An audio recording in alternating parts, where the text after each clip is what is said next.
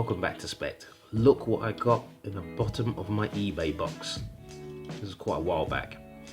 So what I'm going to do with this is, I'm not really an Eldar player, so this is some form of hover tank. It's not really for me, but what I'm going to do is try a paint effect on it, and I'm kind of curious. I want to see if I could do a star field effect very quickly. So the first thing I'm going to do is probably clean this off, because the paint is really thick. I'm not going to strip the paint, but what I'm going to do is just degrease it, just using washing up liquid. Just wash it off, and once I'm done, come back to it, and I'll start adding paints. And hopefully it's going to be a really quick thing that you can do with your models, to use as special effects on the side of buildings, you know, whatever you might want to use it for.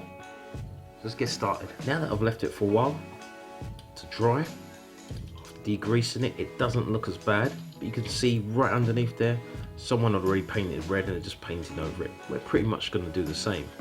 Now the guns came off and I'll have to glue those back on, but to be perfectly honest, this is just really a piece to test to see if this idea works. Let's get some paints together. So these are the paints I'm going to be using: a blue, a purple, a touch of orange, black, and a little bit of white. So we'll get this together now. Keep this as quickly as possible. I'm going to be using a sponge to get some of that blue. I'm literally going to take it straight on there and start dabbing it on.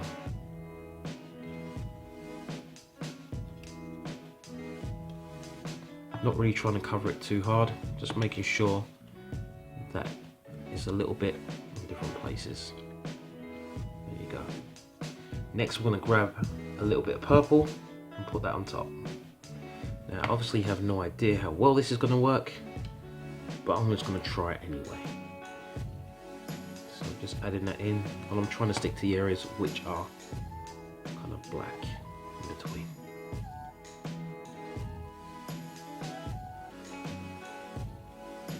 Okay, so that's what it looks like now. Now I'm going to take a little bit of this orange and just put it on, just with the tip of the brush. Just tap that on there. Different places, doesn't have to be everywhere. Just one or two places that look good.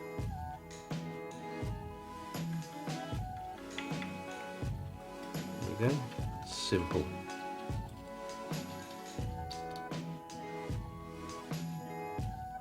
And this is where it's going to get messy. I'm just going to take a white brush and just flick it. Not to be too intense, but just flick it on there, which is why I put down the paper.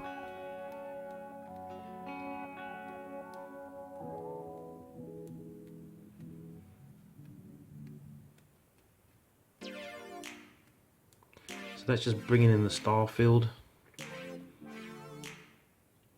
And it's as simple as that. So last thing I'm going to do is seal this with hairspray really quickly, and if I do need to, I could come back and touch up some of these stars. But to be perfectly honest, I think that's okay. I'll touch up the weapons and equipment another time. So just going to take the hair polish, hairspray, and just spray it on. That gives it a nice gloss coat, seals everything. Give it time to dry, and look at the shine it brings out. And we still have those gold details, like the Tron lines, right from the beginning.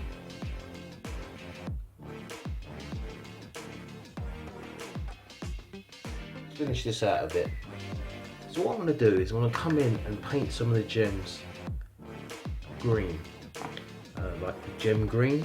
But what I'm going to do is start with gold. Gold is a nice base colour to bring that through.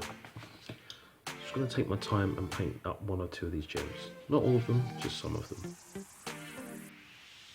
And once I'm done, I'll get back. Okay, so what I'm going to do now is, after I've painted the gems, I go back over with black just to tidy them up, and now I'm going to add the green on. And at the same time, whilst that was drying, I did the weapons as well, because, you know, why not? It's that quick. Bringing this in here real quick over the top, and I love this gem paint. I don't know if they're going to discontinue it at some point, but it works really well. You can see just there, it comes out and I've used the green because it's in high contrast to the rest, and it kind of reminds me of little planets. You know, whatever colour you want to colour it is no issue, no problems. Take your time or be quick, whatever you want. But you can see how quick this technique is. I'm actually really enjoying this. I can see myself justifying an Eldar army now. I'm sorry. Don't send the Inquisition.